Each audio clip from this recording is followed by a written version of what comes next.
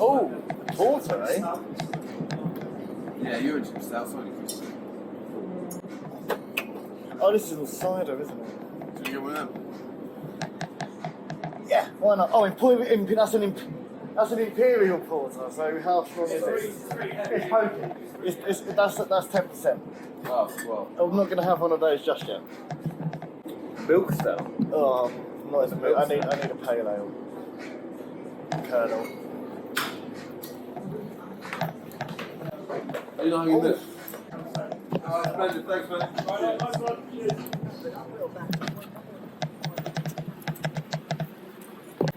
Little squad.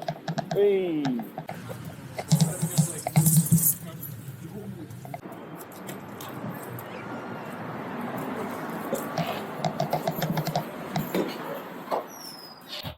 Okay. Cheers. Right, let's set this baby up.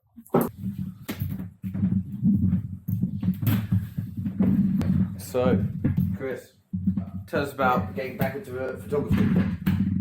Well, I've been a photographer for about 20 years with an 18-year gap in the middle.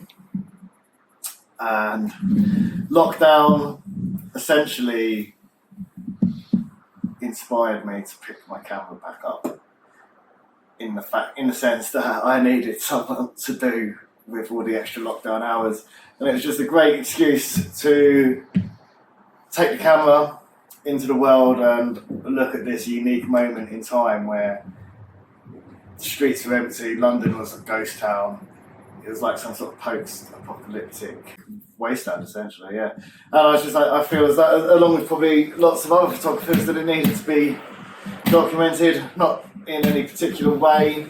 I think I was just trying to make sense of the world through my camera lens, in that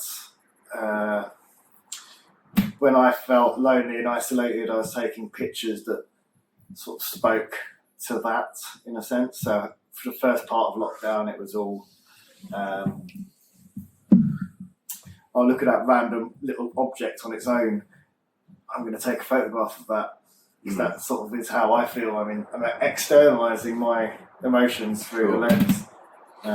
What were your first things that you were taking photos of? Can you remember? Yeah, I had a hospital appointment on 2 weeks after lockdown in in St Thomas's in Westminster, and my camera phone was obviously in my pocket, and I was just sort of looking over the bridge towards the Houses of Parliament, and there was no cars on the street. You know, it's broad daylight, no people on the street. Usually you only ever see that sort of scene about 5 a.m, staggering home from a rave, and I was just a bit sort of like taken aback. And I think that triggered something in me to be like, take these photographs. What are your instruments? My instruments, I have 2 cameras at the moment and about 4 lenses. I've got both cameras from the 60s, one's a Russian remake of an East German camera, and the other is like an Olympus Canon. Both have got really nice lenses, but like one of the main tools in my arsenal is my photometer, which is a light meter that doesn't have a battery, and it operates with a sort of photosensitive crystal, which creates a charge which drives the needle, essentially. And yeah, apart from that, I've just got some really nice Carl Zeiss lenses that were... So yeah, the only way to upgrade your camera back in the day was having an expensive lens. The camera body was just the body. These days, the equivalent would be like the light sensor on the digital camera. Sure. Tell us about the different lenses. When do you use them? What's your preference for using them? So I've got 3 main lenses I use. Is a 50mm, 35mm, and a 28mm. I do a lot of street photography, and that classic street photography look is essentially achieved by the 38 or 28mm lens.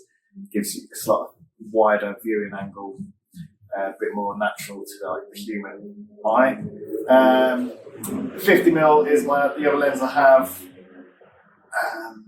and that is sort of like more of a portraiture style. It's quite the low end, gives it more focus. You have to step further back from your subject.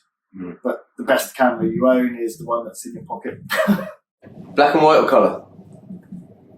I mean, it's horses for courses. Depends on. For me personally, it depends on what I'm shooting. I like taking gritty photographs with black and white, of shop fronts, of like grimy places. I like the way, but I was always a black and white photographer, so like colour photography is like a new thing for me, and it changes the way I shoot. In that, if I'm shooting at black and white, I'm looking for contrasty images. When I'm shooting colour, I'm like looking for maybe a well lit space that's got like some vibrant colour palette going on. So yeah, just no preference. What way have your photographs evolved since the beginning of lockdown in March 2020, which was now exactly 2 years ago? Well, in terms of what I'm shooting, I noticed about halfway through lockdown that I couldn't see those desolate, lonely, isolated objects anymore. And I think it was because, personally, I didn't feel so isolated. So the subject matter I was shooting changed. Even though I'm just shooting street scenes and objects that I find whilst I'm out and about, I felt that as things were opening up, maybe I was opening up as well. So I was shooting people interacting with each other. It was a really interesting time because we were allowed out and people, but we still weren't allowed indoors. So I was shooting people using the city in a different way. So I came across these two people playing squash against the walls of the Tate Modern, which is always busy. You can't get anywhere near that building, and these two chaps were playing sport against it. This was when I was just shooting at the South Bank, walking up and down. I came across some people practicing fencing. Outdoors. Same people? That was quite interesting. They had a tennis ball on the end of their. Maybe the squash balls. They might have been the same. How old are these chaps? I don't know, mid-30s or something. Yeah. That's cool. But yeah, so full regalia. Yeah, I don't know how old the guys playing the fencing were because they were wearing the full thing. I just found it interesting that people were utilising city spaces differently. So yeah, that kind of caught my eye. And then I guess now what I'm shooting is maybe more focused on stories and trying to tell a story from a different point of view. Has the photography quite clearly helped your feelings of desolation and isolation? Well, I don't think the photography helped change. It didn't change me personally. It was just a vehicle to tell my own story, I think. Right. But the photography did give me a reason to get out of the house and get into the world. So if I looked out of the window and it was a sunny day in April, I just sort of grabbed my camera and just ran outside. Because, But yeah, it was good for my mental health. Yeah. But don't get me wrong, I don't think it was intrinsic to my, battling with that sort of issue. But it was a nice way to look through all my photography over like the year and a half and see how my subject matter has changed. So I think it captured in a strange way how I was feeling at the time. Okay.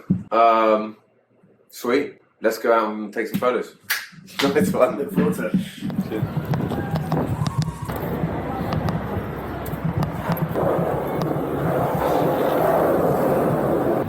Oh, see that pizza pilgrims again, it'll be another perfect. You want to go do it?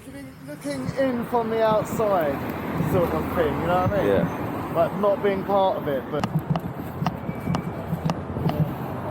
these people look boring. Crap safari. This guy would be fucking cool to photograph.